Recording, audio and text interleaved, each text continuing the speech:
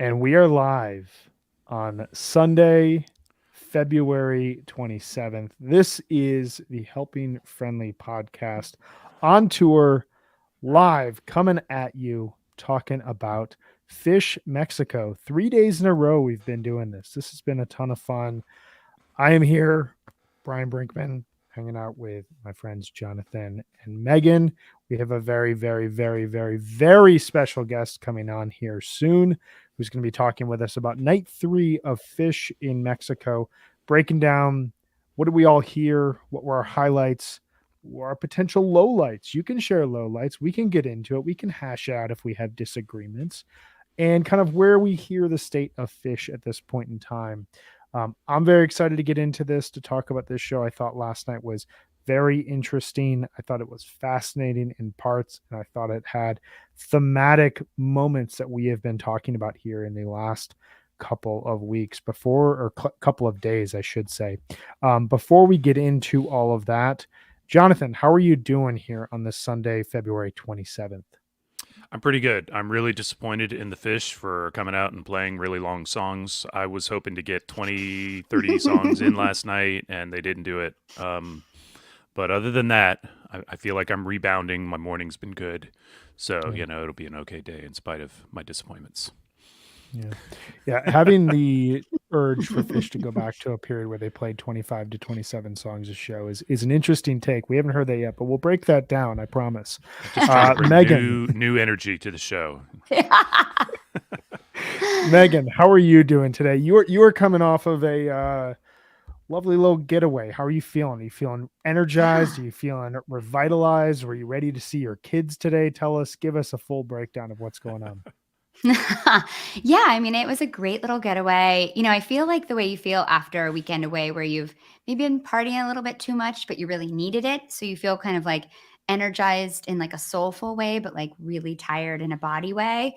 But luckily, my husband is super tolerant and he listened to a lot of Fish this weekend, despite not being a fan. And we kind of coordinated a lot of our events around me being back in the room to be able to watch some live streams. So shout out to him for being super cool. And it was a fun weekend. I feel like I got to like have a weekend away and I got to watch a ton of awesome Fish. So I'm happy. Sweet. That's some amazing sacrifice on your husband's behalf, and we should definitely give him a big shout out here. We should definitely do a podcast. I'm home and I watched it by myself last night. Yeah, exactly. Exactly. We should definitely do an episode at some point about the dichotomy between the fish-loving spouse and the not fish-loving spouse, and how you make this work in your households. Because I don't experience this. My wife and I met because of Fish, but I certainly feel it for everyone who has to make those sacrifices from time to time. Well, I'm glad to see you back, Jonathan. I'm glad to see you here again. We are going to get into the show here today. Before we do that, we have 2 quick pieces of business to present to you all. I want to encourage everyone out there who's listening to please subscribe to Osiris Media on Apple Podcasts. It's $4.99 a month. Your first week is a free trial, so you can test everything out, see if you like it. Allows you to hear all our episodes ad-free. It also allows you to hear bonus episodes, including bonus HFPod episodes, bonus Undermine interviews, bonus Under the Scales episodes. A lot more is coming. We're planning out some AMAs for March, as well as some behind-the-scenes features about how a couple of our podcasts get made, which should be really cool. But we would encourage you all to go onto Apple Podcasts, subscribe to Osiris Media. It's the best way to support what we do and support independent podcasts. Other point of business, I forget which of you is going to do this, but whoever is going to tell us about Jonathan, can you tell us about our friends at Sunset Lake CBD? Sunset Lake CBD. Why spend more when you can get affordable, high-quality CBD straight from the farm? Today's show is sponsored by Sunset Lake CBD, a Vermont hemp farm crafting affordable CBD products designed to help with sleep and stress without breaking the bank. Sunset Lake CBD products Sunset Lake CBD crafts their products with hemp grown on their family farm and ships them directly to customers, cutting out all the costs associated with getting them on shelves at stores. They have CBD products for every occasion. They offer tinctures, salves, edibles, coffee, smokables, even pet products.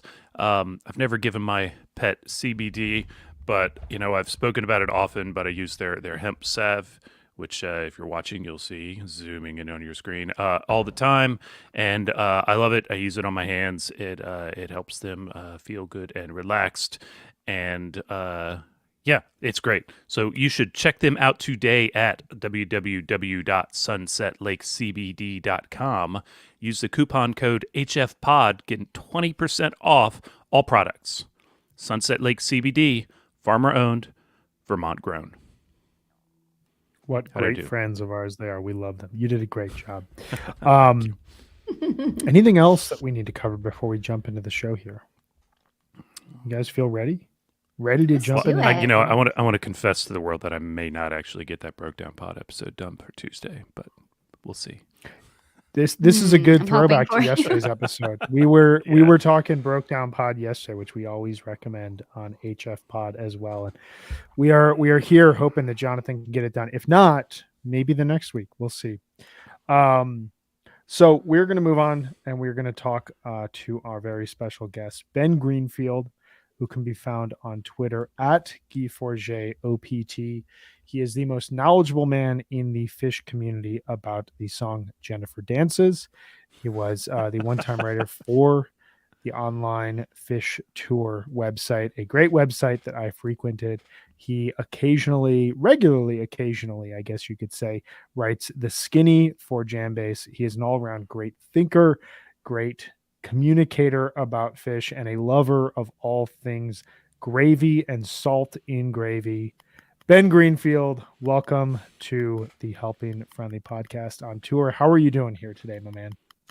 I'm good. I actually, on my last doctor's visit, my blood pressure was a little bit high, and the doctor said, you're going to need to switch to a low salt diet for a little while. And I was like, that's kind of essentially what you're saying to me is I need to put a little bit less salt in the gravy tonight. He didn't get it. I was like, what's wrong with you, dude?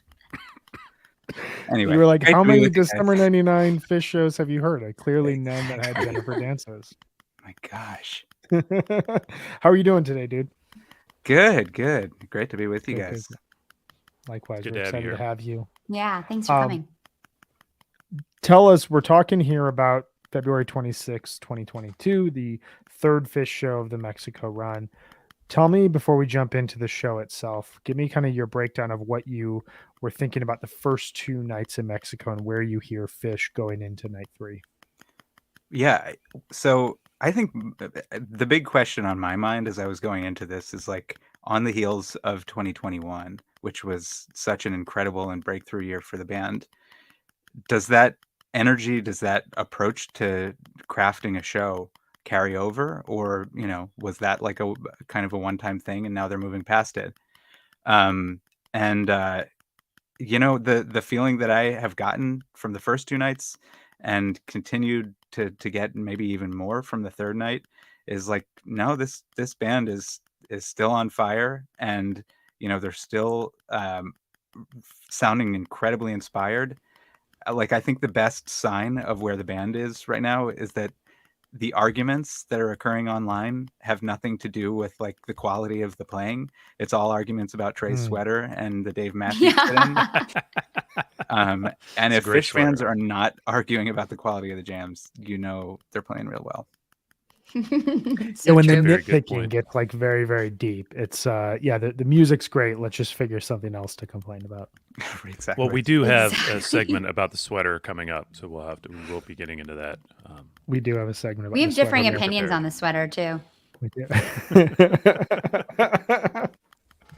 So I agree with you. I thought a lot of that going into this. There was a sensation coming out of fall 2021 that I remember feeling of they've figured out a way to upend the structure of a Fish show. And the structure of a show almost doesn't matter in fall 2021 compared to previous years. They can play any song at any point during the show. Any song can jam, and you're relatively unsafe in a lot of cases walking into a Fish show. You don't get this, like, you know, slow opening, this kind of welcome. We're going to get a couple of the kinks out. We're going to warm ourselves up, and then we're going to play a jam for you in set two. Kind of anything can happen. And Ben, in the first 2 nights of Mexico, did you feel like they accomplished like bringing that stylistic pattern over? Yeah, my feeling was like night one was less so than night two. I mean, night one I think had two factors that were somewhat complicating. One was the fact that it was a one set show, which just kind of makes the rhythm a little bit different. And then the second is obviously it's the first show that they've played before an audience for a few months. And yet it was still a really, really solid show, all things considered.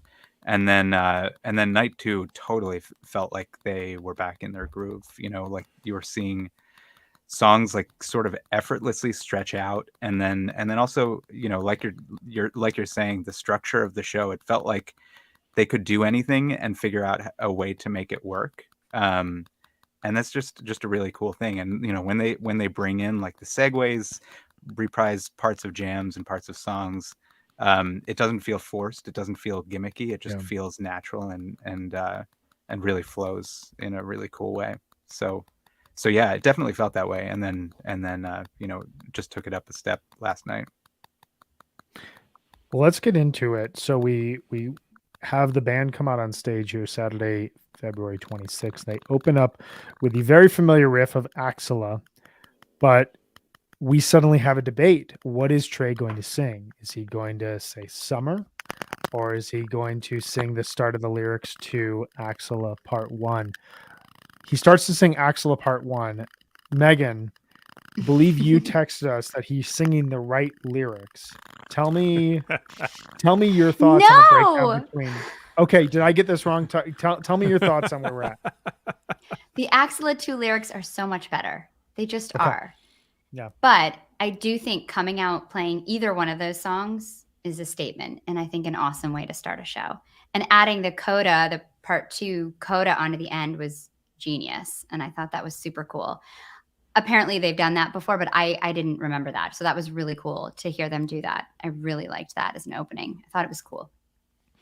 I think my comment in that text thread was, it doesn't matter to me which lyrics they sing. Like, I kind of like them both. They're different, but I like them both. I like the sound of the song as much as anything. So I'll take whatever lyrics, as long as we get that part where we go. And then the coda, which is rad, wasn't stretched out this time, which is, you know, I think to be expected. They're not going to do it like they did in Vegas every time. It was just, but it's cool that they did it. Yeah, so I thought it worked. Ben, you okay with that opener? Do you have an issue, a opinion on the 1 versus 2? No, I really don't. I think I was someone who listened to Hoist for like probably multiple years before I ever got my first live tape. So like I think it took me like 5 years at the beginning of my Fish show going career to get used to the fact that like Axela Part 1 was the one I was going to see live. But at this point, like, yeah, I'm kind of indifferent, but I totally agree. Like, tacking on the Part 2 ending totally makes it. And like, I think like the fact that it was missing for so long makes it still sound so fresh every time that they do it, even if it's not like a Vegas, you know, 15-minute or whatever that was version. Yeah. Yeah, and this was still, I mean, if you take Axela 1 and the coda part, it's still about a 7-minute long Axela for a song that's usually in the 3-minute range. I thought it was a cool opener in the sense that Axela 1 opened my second Fish show ever, and it's kind of one of those openers. It's almost like Carini, where the second you hear that chord, you're in, and there's no going back, and you've kind of crossed over. And there's no, you know, what we were talking about, Megan, on Friday when they come out to play Lizards, and it's just this kind of like blissful entrance, and you kind of slowly walk into the show. When Axela starts, you're there. And so to combine one with the two ending, it kind of puts another tool in their toolbox of what they can do to Mhm. mess with the crowd. Because now every time Axel starts, you're going to wonder to yourself, okay, which version are they going to sing? Are they going to put the coda on it? It's just like fun little gimmickry. That little jam kind of turns into a psychedelic swampy jam, and at some point they go into twist, which was a little bit off rhythm initially. They were kind of figuring out how to step into this. I was wondering for a second, I was like, this is definitely twist, but are we actually hearing like a Sci-Fi Soldiers song that I've just misplaced? But you get this rare early twist that then turns into really gorgeous deep jamming almost immediately in the show, which Jonathan, you and I were talking about yesterday with regards to the Ghost, and we referenced back in our text chain. When they're jamming at this level this early in the show, it tends to pretend good things that like they're already feeling it. Jonathan, what were your thoughts as this twist was taken off? I think one of my earliest thoughts was "fuck yeah," like Yeah. if you'll excuse me getting all eggheady on you. Yeah, please, No, please. I was thrilled. I was like they drop into twist. I'm like, okay, cool. I expectations. I try not to have too many. And so I was perfectly immediately accepting of, a short little twist, which would not be crazy because that's, on average, about half of them are not super long. I could be wrong on my numbers, but numbers are somebody else's job. But they don't quite stretch that, and that's fine. But here they did, and they got out there into a really, I thought, really pleasant jam that wasn't, didn't entirely contain, didn't really have a lot of that oye como va or any of that kind of stuff that they often fall into with twist, and would be totally excusable and in fact probably quite welcome to people chilling on a beach in Cancun. It was a nice kind of fresh sounding jam, and then it got funky and moved on. I thought Yeah. it was good, really great early, great spot, great thing for the number 2 slot. Very great thing for the number 2 slot. Ben, I want to ask you, just like in terms of, them playing a song like Twist in essentially the second song of the show. It's billed on Live Fish as Axla 1, Axla 2 Twist, but for all intents and purposes, it's Axla into Twist. And then just seamlessly dropping into this melodic bliss jam feels very weightless, and that segueing seamlessly into Your Pet Cat. Think back to like early 3.0, like why do you think that they are suddenly comfortable jamming like this so early in the show, where this was such an unknown thing, and frankly something nobody would ever have expected 5, 6, 10 years ago? I mean, my take on it is always that like the amount of jamming that the band is going to do is like directly proportional to just like how relaxed they're feeling. This is something that Rob Mitchum has been talking about in some of his 25th anniversary essays. Like yesterday, he was comparing the February '97 Europe tour to the summer '96 tour, and like whereas the summer '96 tour, it's like very buttoned up. Like you can hear in February '97, they've come back to the same cities, but they just feel like 100% more relaxed. And it feels to me like it felt to me in early 3.0, like especially Trey was not 100% confident and relaxed being on stage. And when they're just up there kind of sounding like they're just hanging out with their friends jamming, I feel like they get so much more comfortable just kind of letting things go where they're going to go. Yeah, it's refreshing to see. I just hope that it just lasts and lasts. Yeah, this Yeah, level of just like being totally at comfort with each other and themselves on stage is a really, really cool thing. What were you going to say, Jonathan? well, I was going to say, I think there's something additional to that. Is we were talking yesterday. This is what the 5th time they've been to Mexico. So they know the people they're working with. They know the place they are. Trey's been down there since sometime last weekend, right? Because he sat in with Dave at the beginning of the week. So he's settled in, and at home, so to speak, on vacation. And that's got to contribute to that feeling too. You know, we don't know how long the rest of the band has been down there, but they must be settled and relaxed where they are. It's a lot Fishman easier looks than like he's doing been playing drums one-nighters. on the beach since like right Fishman after looks the like New he's Year's been show. going.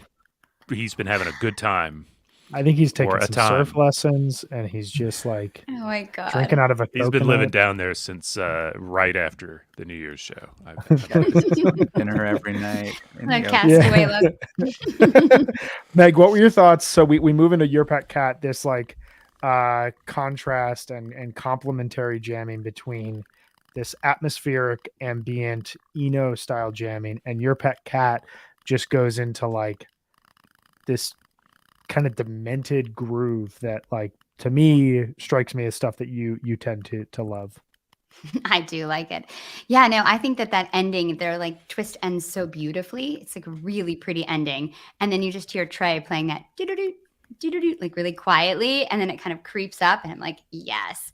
And this Your Pet Cat just rocks. I mean, it just is super funky, rich. Like I was in my hotel room. I think my husband was like dozing off and I was like dancing like, yes, like this is my kind of fish. I feel like this moment and also like the howling from the first night. There's been some other moments that are really, really funky. They're doing a lot of like kind of bluesy, funky sounds, and I'm super into it. That's kind of like the fish that I would love to have even more of too, but never even thought to ask for it. But I feel like we're getting so many different sounds and textures in this run. It's amazing. And I thought this song was awesome. I thought it rocked. Really great. That last point, it's really interesting. I would like to present a question to the group. Like the idea of we're getting so many different styles can, in some cases, and I think in this run, is really complementing them because we're hearing a ton of diversity within each jam. And they're kind of at this point where it seems like every song can jam. So you get a lot of different differentiation in terms of where jam ultimately goes. But I often think back to like earlier periods in 3.0 where there was kind of this frenetic. Trey kind of wanted to play a rock song, and then he wanted to play a slower song, and then he wanted to play in a funky style. Like, Jonathan, how do you hear the band better incorporating like a diversity of sound into a way that feels so organic and natural? I think by and large, organic is the right word. By and large, Mhm. everything just kind of flows. They find their way into different sounds and different grooves. You know, yes, maybe the next song, well, most likely the next song is going to be quite different if they stop in particular than the song they were just doing. But you know, that's normal. But when they're finding it within the jams, it's happening very naturally, very comfortably, and there's no, I hate this word when used in context with fish these days. Well, for a while now, but it's not forced. They're just letting it happen, and they're finding it and kind of building these different sounds together. We'll get some more of it in set 2. There's one particular jam I want to talk about, but you know, it's great. It's a lot of fun, and I want to second, you know, Megan's thought about she was dancing in the room when Your Pet Cat was on. That pried me off the sofa. I was definitely very much in the sofa until until that came on. It's like, man, I gotta move. I gotta get up. This is great, and that was a lot of fun. It was a lot of fun. I imagined it really shook a few people loose after that more dreamy twist jam. Mm-hmm. Yeah, the you don't think of Axilla and Twist as being like a snooze fest of a 1-2 opener, but Right. yeah, I wouldn't call it a that's just snooze, another- but I was zoning. right. Pretty No, much, exactly. Yeah. you know. Yeah, it's. I mean, I feel like one of the cool things about the fact that they have been exploring so many sounds is like a jam can end up in a completely different place from where the song comes from. So you know, you can get Totally. like Yeah. you know like a bliss jam out of like a Carini, or you can get like a funk jam out of you know Harry Hood. Like anything can Mhm. happen, and I think that's one of the ways that they've found to kind of not make it feel like they're jerking around, you know, from place to place, is just by like, you know, they find what feels natural out of any song, regardless of where the song actually started. Yeah, and we'll get into this. Like, there seems to be this new technique that they're utilizing that we'll talk about when we get into Wolfman's.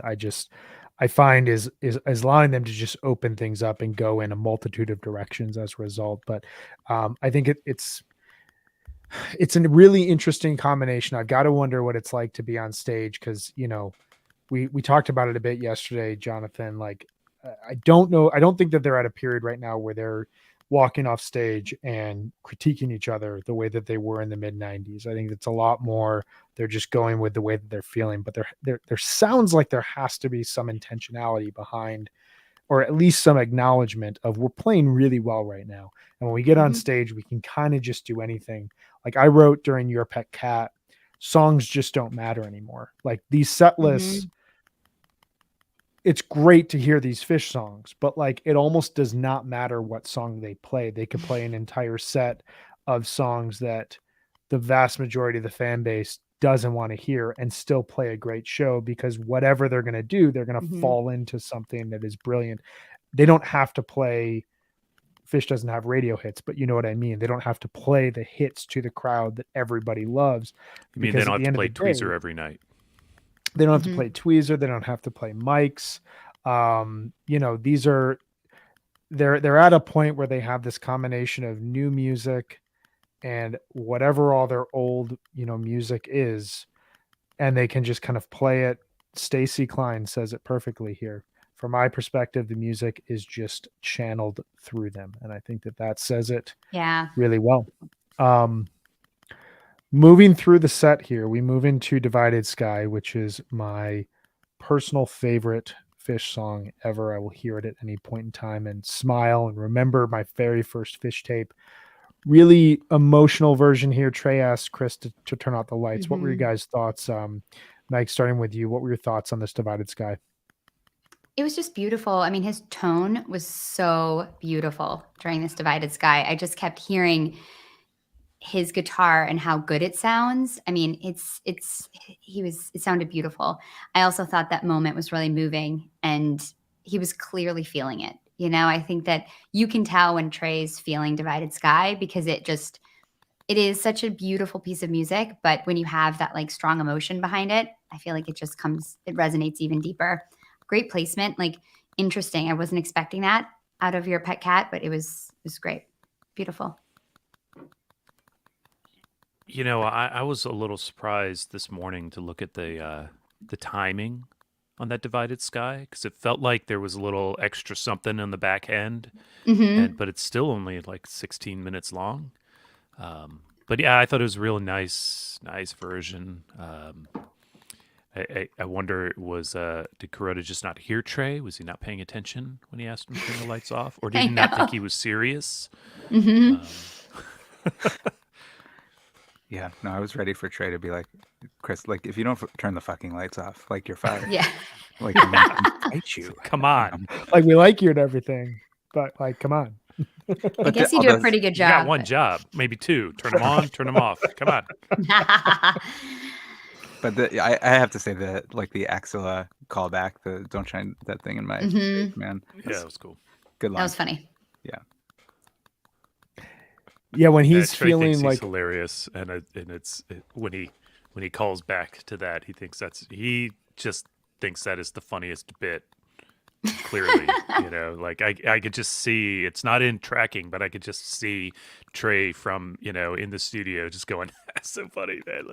Don't shine it. Yeah. That's great. That's he's just loving it, and he's cracking up, talking about it at lunch that afternoon.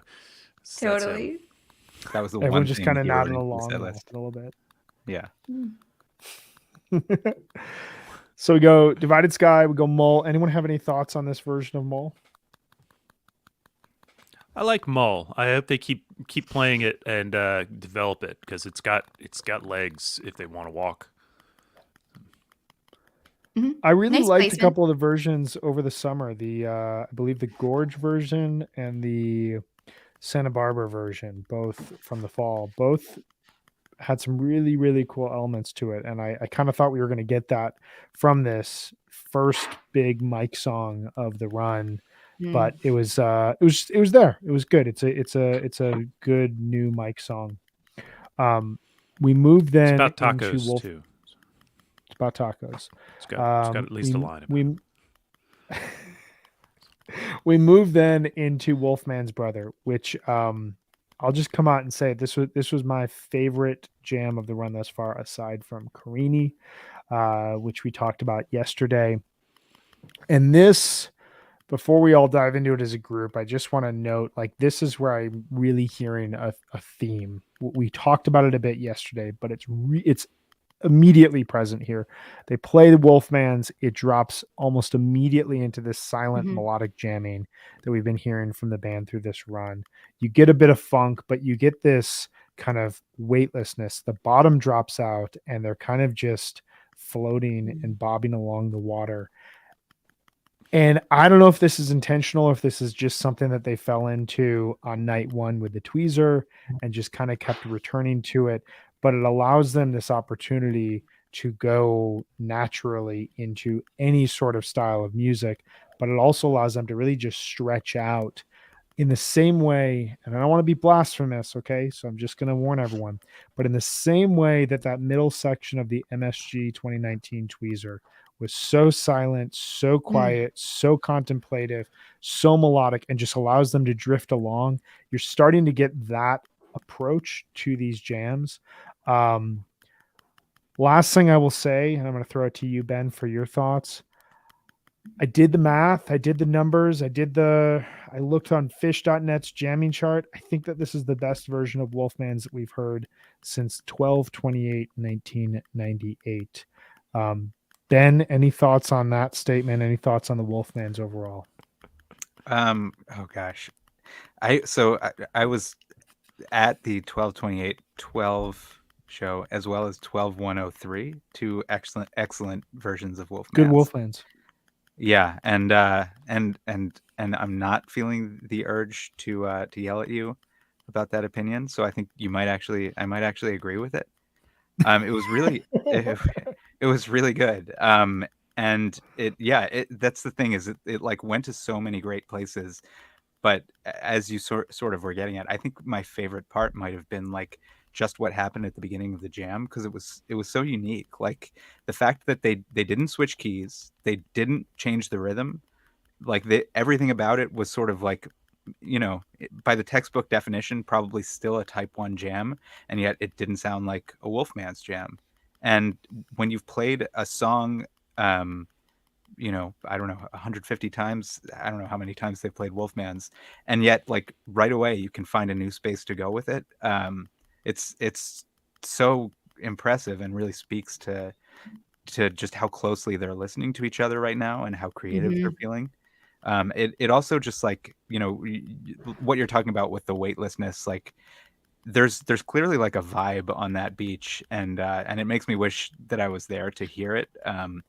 But it kind of reminds me, like each time that I've been to a fish festival, it feels like there's just sort of like there's an atmosphere that's created just by the surroundings and the speakers and everything, and like it allows the band to just get into a space immediately that they don't get into at normal shows. And it seems like the same kind of thing must be happening here. It's just like everything about the atmosphere is just creating a musical space for them. And yeah, it's really cool to hear. 214 times they've played Wolfman's Brother, according to science and the internet.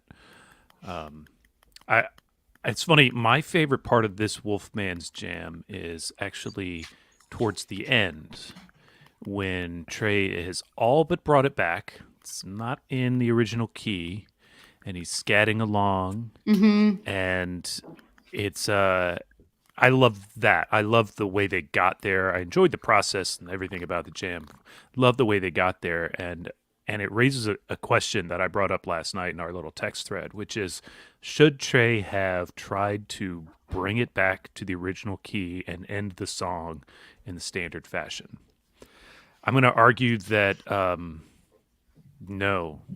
I don't think he needed to. I think he could have landed it from that, just ad hoc that finish, and just gone what way it went and not changed keys. I think it was for a moment, just a brief second, it was jarring. It's just like, ugh. And then he went on and it finished just fine, and I'm happy, and it was an outstanding version. But yeah, that one little bit of jarring bit makes me want to throw the whole thing in the trash can and walk away. It doesn't really, but I'm serious about the question. So I want to I'm of the pose mindset that to the room. I'm of the mindset that an unfinished, like the way that they finished a song I heard the ocean sing on the second night, is kind of how I would, kind of my desired way to end a jam that has gone so far astray. There's no reason to bring it back officially. I remember the Carini from Dick's last year that closed out set one. Ben actually tweeted something that Fish has never ripcorded a jam off a song with that song before. Which is to say that like they had gotten so far astray and they'd peaked the jam, and then Trey decided in the moment, okay, we have to close it with Carini, because if we don't, people are going to be demanding refunds. When the chords that he was on, he could have just hit those power chords. Fishman could have hit the cymbals, end of set. So that to me would be my preferred approach. But Ben, Megan, what are your thoughts? Yeah. I mean, I think an organic ending is always kind of what I'd prefer. I mean, I think like ending the jam where it leads to me is always more satisfying. I think if, obviously those moments when they land back perfectly in, I think like your pet cat, even that little jam landed perfectly back in the song, that's just incredibly satisfying. I mean, that's the best. And they have so many of those moments. But I think if they've done a jam like this, I mean, the interplay between like Trey and Paige in this jam is like so tonal, and it gets to that space, like reminded me of Paige's album. Maybe We're the Visitors. It sounded like the soundtrack to like a desolate planet movie. Like it was just super cool and spacey. And then it got so beautiful. And I mean, I think when you've gone on that kind of a journey, which is what I always want Fish to do, take me on a journey during a jam, I don't need to go back home. Like just send me off into space, just I'm ready to just like drift away, so I agree, Jonathan. Ben? Yeah. I think we're kind of unanimous here. I mean, I think it's like you're saying, it's a little bit like being woken up from a dream or something. Yeah. I mean, how many Down with Diseases don't get finished? Like Yeah, 90% of them on Fishnet have the little tag unfinished. That's fine. Yeah, it's fine. But when he, and I think Matt Emmer has a comment, and he's right, but I think he understood my point, which is, he took it back to the original key. Didn't have to do that because there was that, and that's too bad. In my book, but I really, now I have to sell all my Fish tickets. So you guys, it's the reason that we are talking about this band and not seeing them in Mexico is because we knew that they were going to end these moment. One jam, they would just get.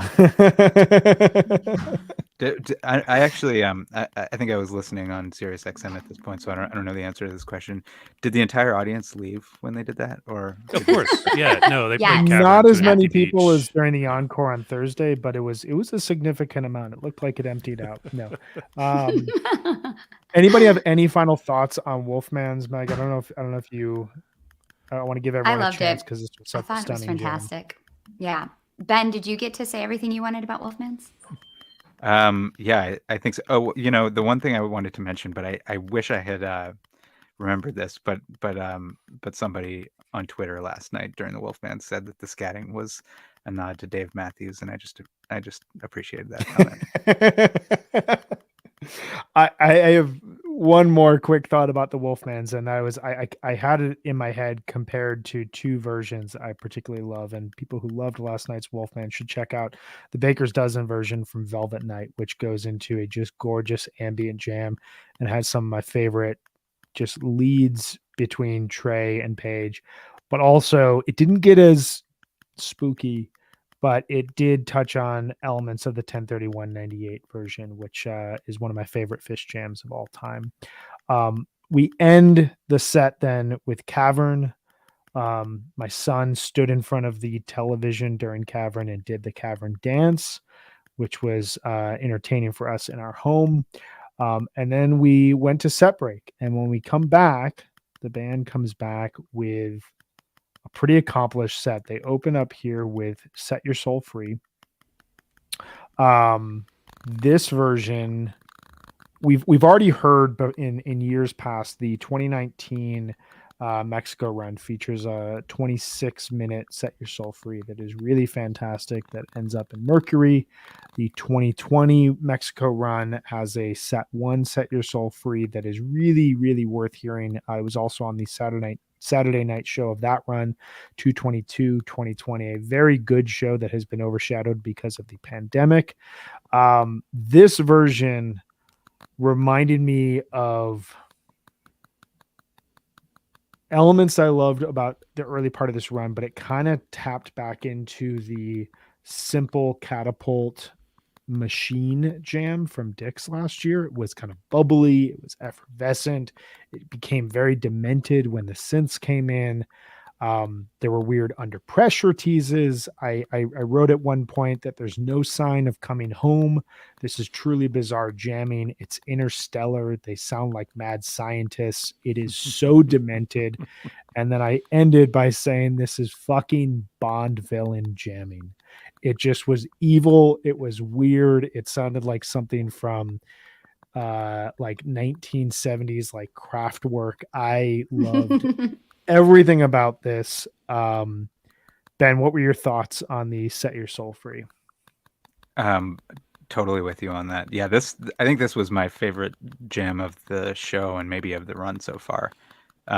Yeah, it was just kind of going along like a regular Set Your Soul Free jam for a while, and it was just like something like a switch was flipped or something.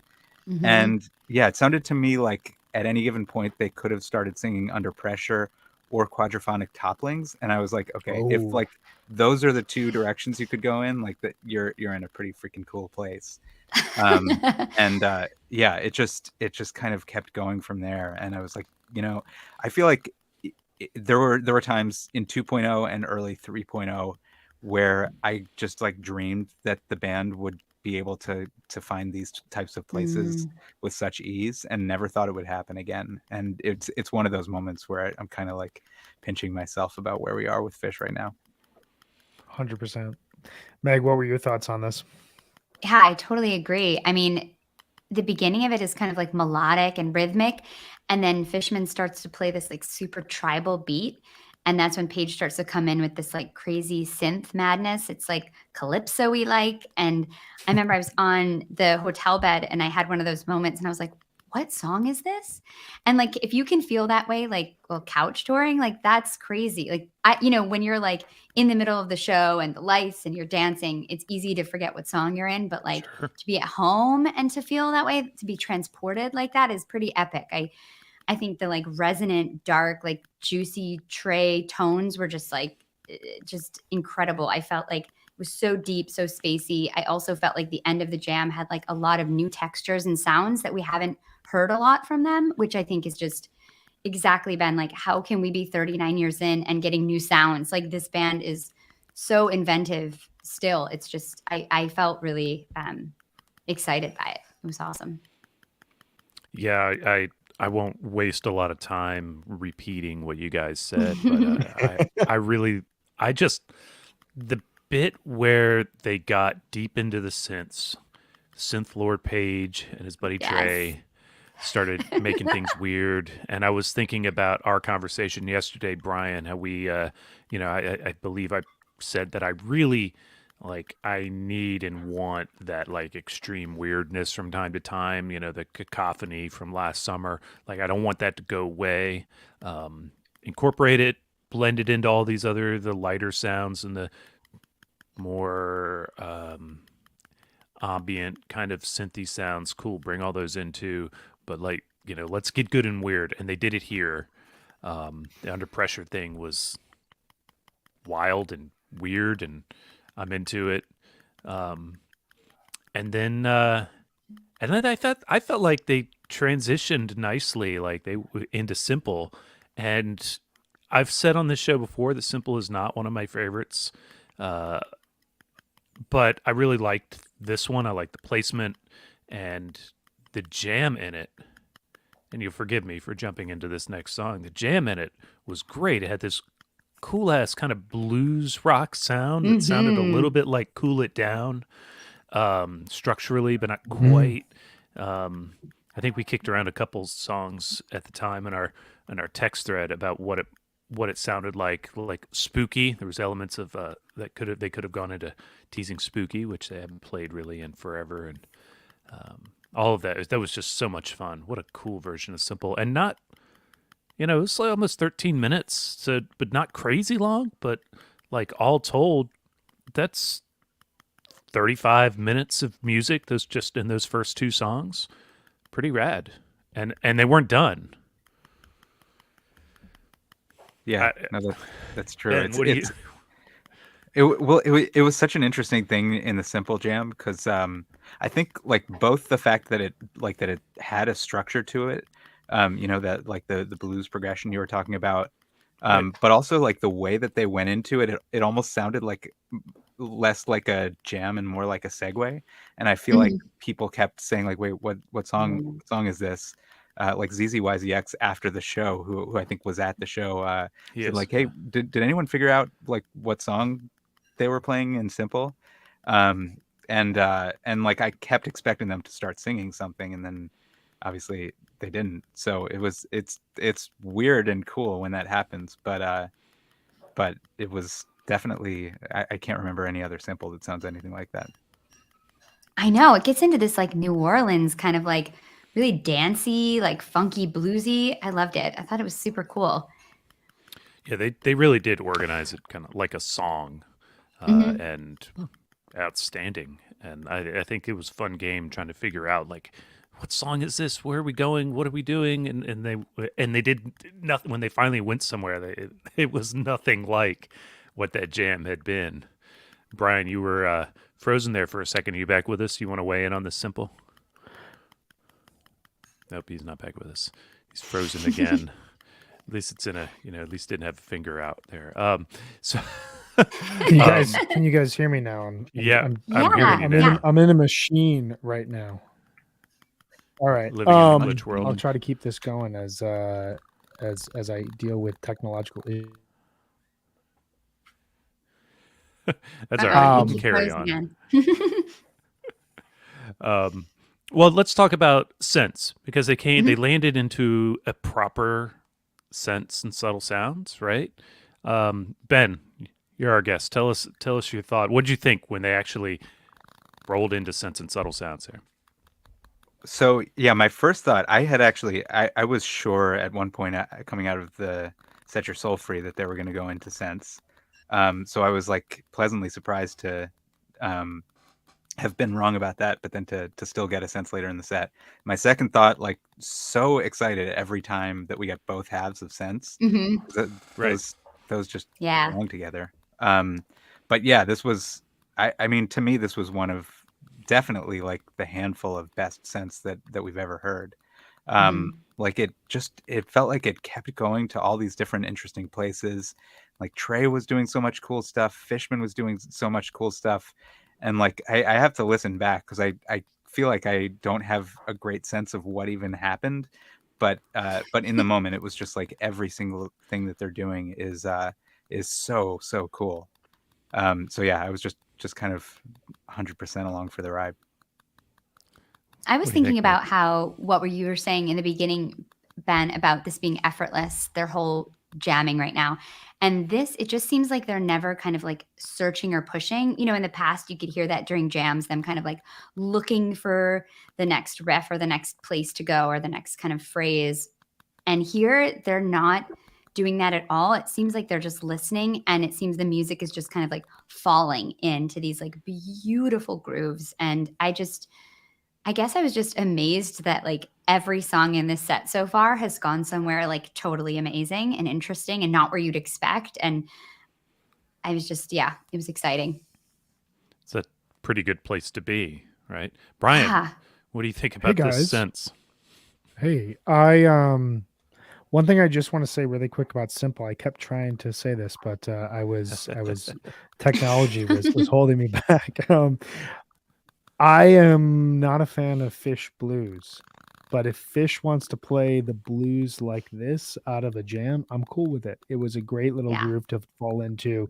And I agree with you. I think you said this, Jonathan. Like, I can't think of any other simple that's like this. And Hmm. it felt very unique. It felt like a fully formed song. But Sense and Subtle Sounds, the intro feels like it's fully back.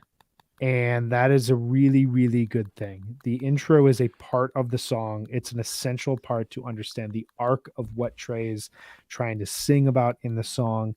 And for that to come back, it's something that I think it fits its place here with where Fish is at. Yeah. I want to jump in and raise the question, the controversial question of should the intro be separated on fish.net, because they have so often been played apart and they are separate on the album. I think the album choice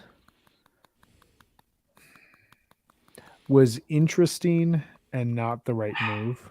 And I think it created this whole mess that we're in of Sense can be played just with that, like, is that an A chord that opens This is to the that? world you live in, man. You can't go retcon the universe. I think that the song is written with the intro. And that is how that the intro is a part of the song is my answer. Okay. This again drops out into melodic nothingness. We're just like in this spacious zone with Sense and Subtle Sounds. I heard some Robert Fripp playing from Trey that I really loved. There was this like sharp move back into intense rock riffing. You get to this peak, then they move back towards minimalism, but it was a little bit more rhythmic.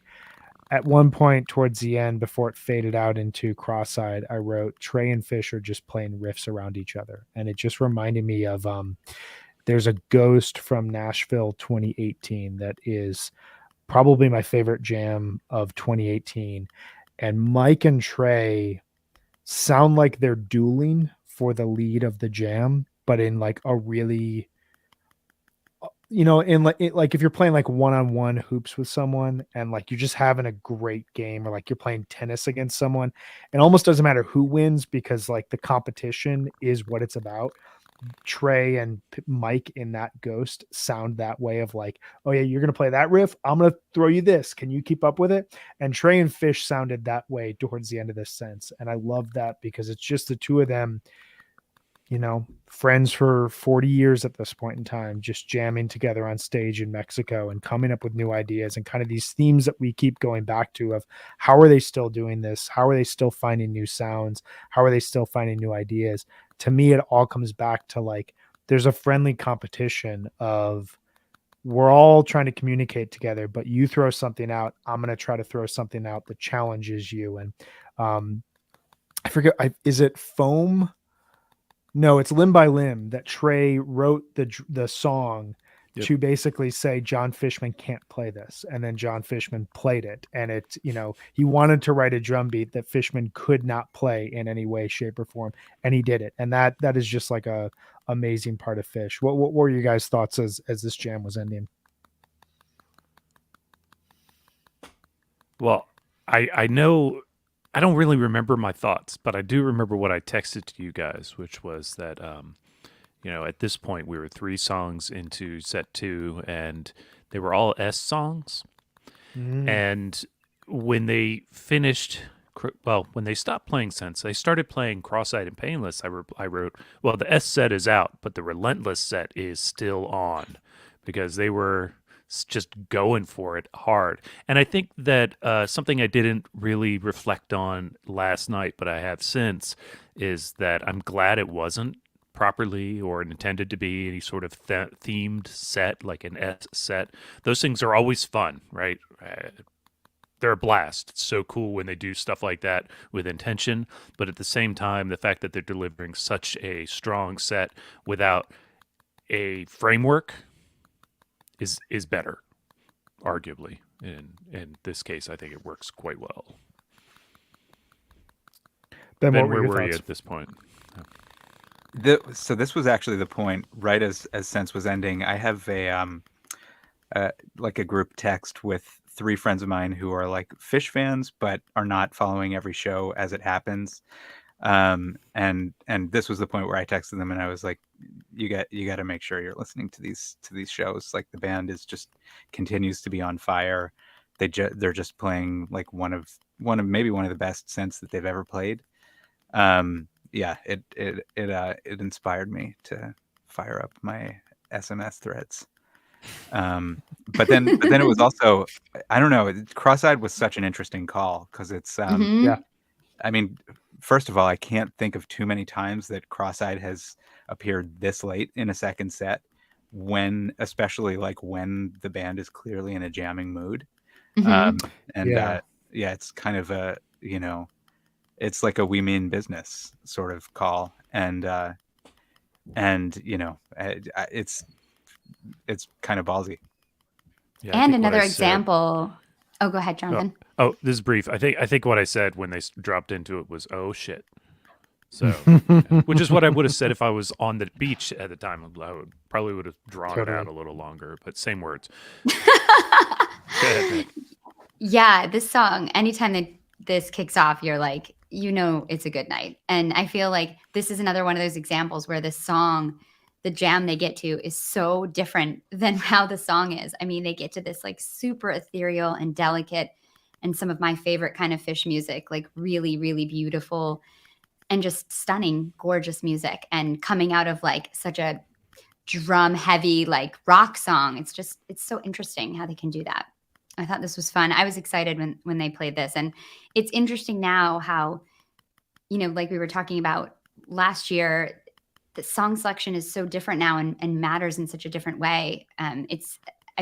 This set list on paper is a little confusing, but then it worked so well, I feel like.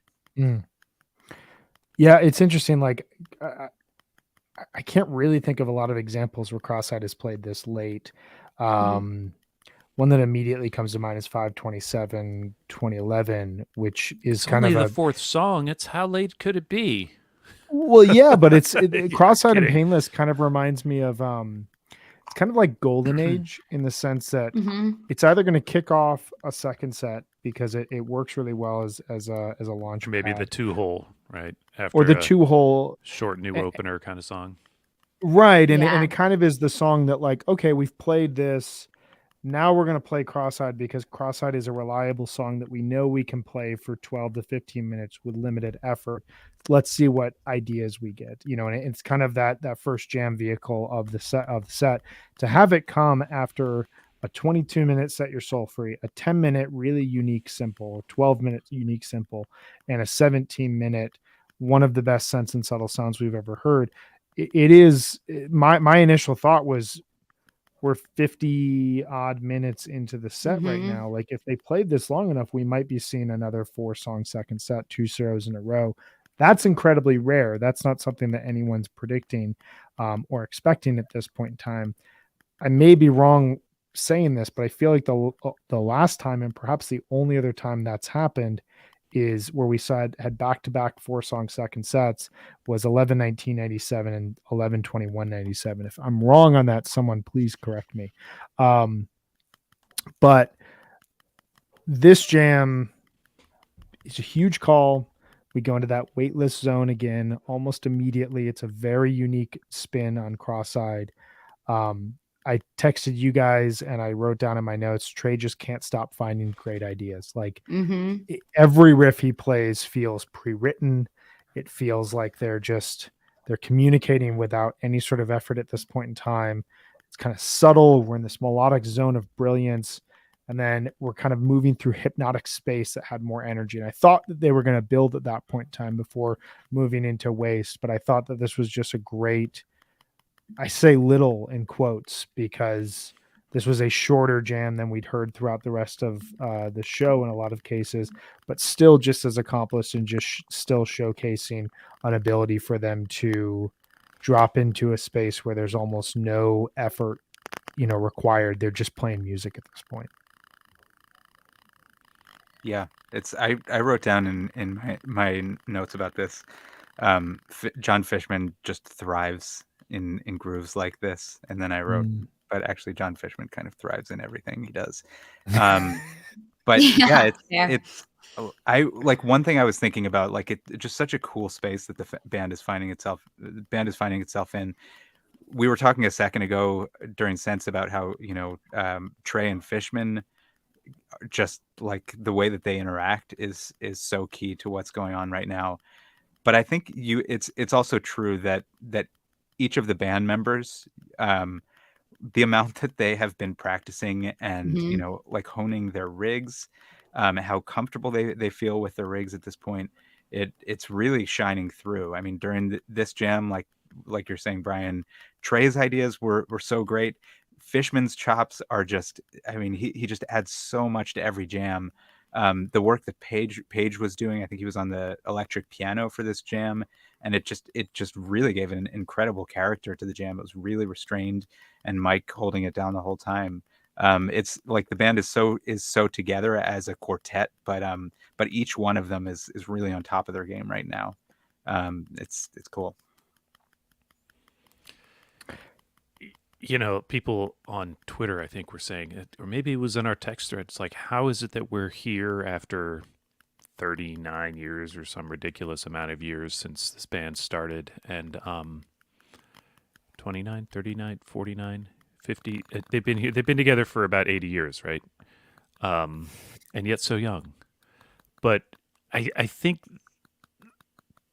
we're just extremely fortunate to be witnessing it. It was you, Meg, who sent something like, we got to see this band in the 90s and they were so great, and then how are they, and they're still just so good right now. And I think, Ben, you just laid it out perfectly, is that they really are individually playing a very high game, and collectively even higher than they ever have before. The communication on stage is outstanding. Mike still has his, I've heard people say that Mike looks disconnected or uninterested sometimes during Fish, and I realize that that's just his playing face. He's like, sometimes he'll look over and but really that's just his playing face. Like I know somebody who plays drums, and I don't think he realizes how much his tongue is sticking out of his mouth when he's doing it, and that's fine because that's his playing face. And Mike is there to play, and he's playing great. He sounds good. We know he spent some time working on his rig last year.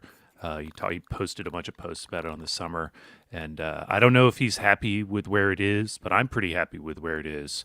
And they're just delivering so strong. It's really astounding, and we are really lucky, as Stacy points out.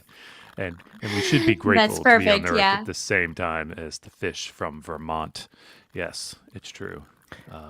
So there. That's my gushing for the episode. For the rest, from here on out, I will be hating. So carry on. Well, Brings us to Waste. it's a good, because I think we can almost think of Waste and Blazon as kind of a twofer, in the sense of like they fade into Waste at this point. I think that they kind of had, Trey must have realized at some point, like, wow, we haven't played a ballad yet this entire show. We should probably slow it down, just like get people contemplative here. Waste is a song that, at one point in its career was pretty overplayed. Now they have a lot of ballads at their disposal, so it's a rarer song at this point. I think it's always got a really just, great message to it. The overall solo from Trey is excellent. Blazon, though, here to close out the second set, was a ripping version. It had some very serious shred. It reminded me of I'm just pulling it up here from the night before. The Sigma Oasis from the first night of the run. It reminded me of that, of just like, there's so much energy happening from Trey, and he seems to be on both from a melodic, blissful, weightless standpoint, but also from a shreddy standpoint. Any thoughts that you guys had just on these last two songs of the second set before we get to the encore? Well played. They were well played. Yeah, great. Well played. Well played. I like that. Golf clap. That's it. Golf Well, clap. I think the Waste benefited from the patience that we've been talking about this weekend. I thought it was a pretty version. And I like that Blazon demonstrates the capacity to be an opener and a closer. Yes. Yeah. ping-ponging between those because it's kind of a ripper. It can open into a big jam, or it can just stay rocking and close out a set. Well done here. So they come back on stage for the encore, and we get a wedge. Always welcome. I was this like, point. wow, this would be Yeah. cool. Wedge to end the encore in the show. That'd be fun. Yeah, cool. And I'm gonna get to bed nice and early. Yeah, I kind of figured this was going to be the one song, and then they were going to walk off, and we get Sleeping Monkey. Paige Which tries. you has a know hard means time, they're having a good time. which always means they're having a good time, and it always means that Paige is, crying on the inside, and is also incredibly happy that they're playing it. And Trey uses this as an opportunity to dedicate it to the people of Mexico who welcome Fish to their home, which was very thoughtful. Speaking of gratitude, you can see it on stage. Trey said it many times, like, hey, please bring us back.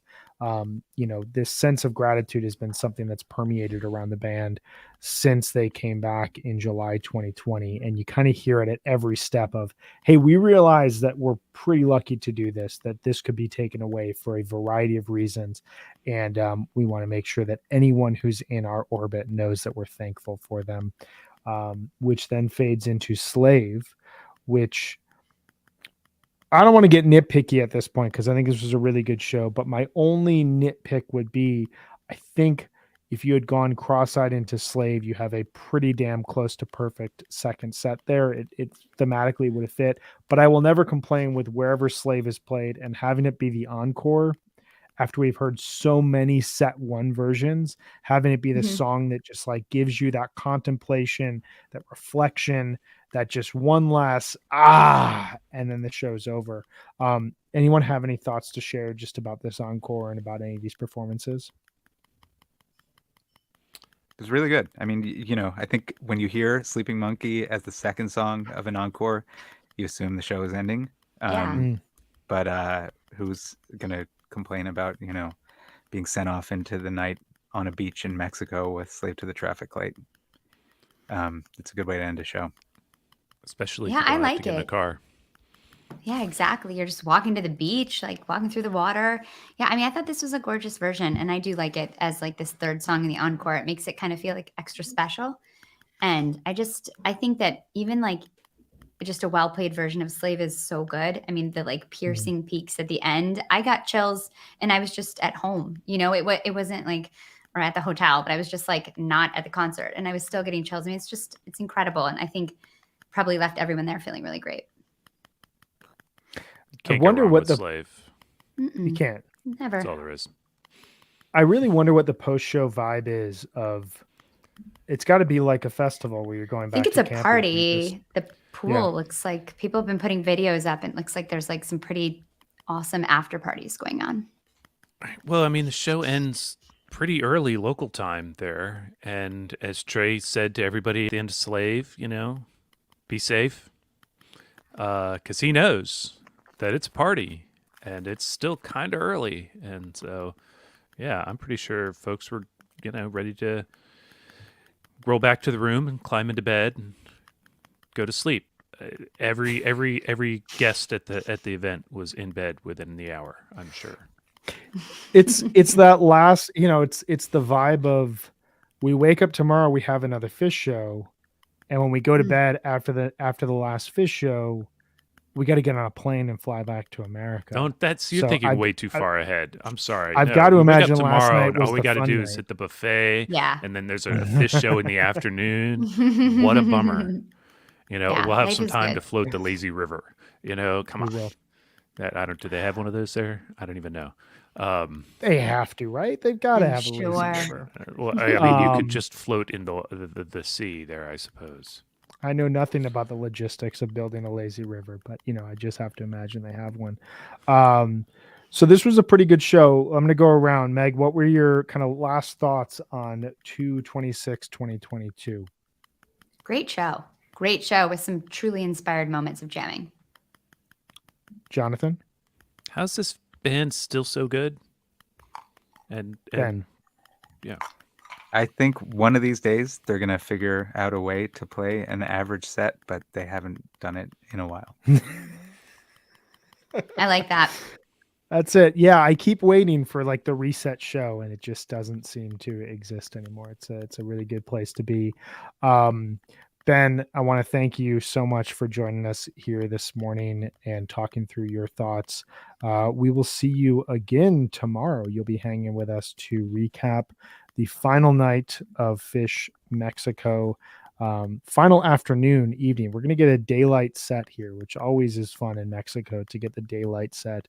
Have yourself a great Sunday, Ben, and we will talk with you here at the same time tomorrow. All right. Thank you guys so much for having me. Great being with you. All Thanks, right. We'll Ben. talk with you soon, man. Bye, Ben. All right. So we will be back here tomorrow. Before we do that, Meg, do you want to tell us once more about our friends at Sunset Lake CBD? I'd love to.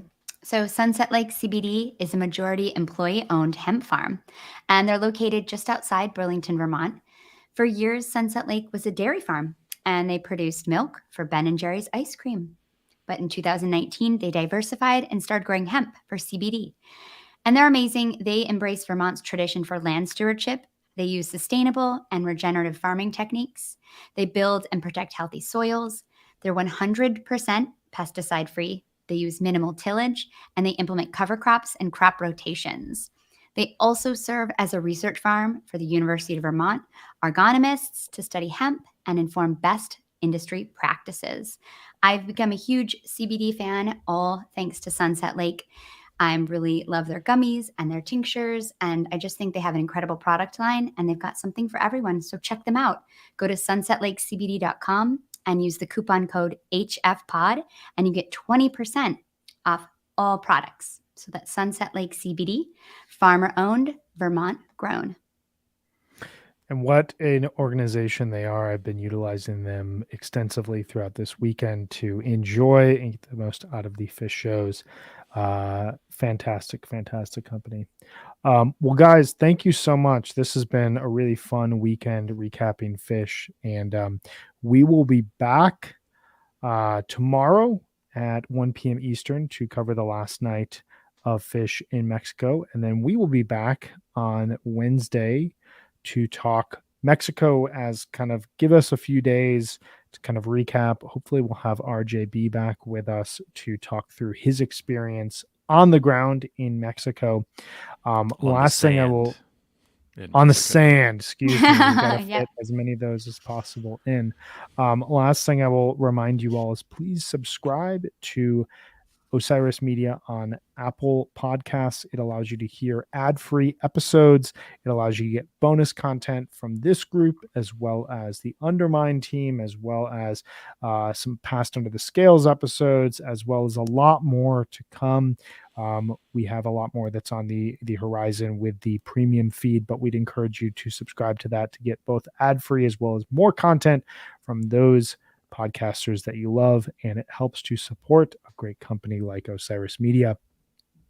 Beyond that, Jonathan, Megan, thank you so much. This was such a fun time hanging out. I hope you guys have a great rest of your Sunday, and I will look forward to texting with both of you, as I'm sure we will do, as Fish takes the stage late afternoon in Cancun. It should be great. That's like really soon, you guys. So if you got stuff to do with your Sunday, you better get on it, because Fish is coming. I gotta get moving. Gotta get moving. This was fun. Well, thanks. This was a lot of fun. Thanks everyone out there for listening, for hanging with us. We will see you back here tomorrow. Take care, everyone. Bye, y'all. Thanks, everybody.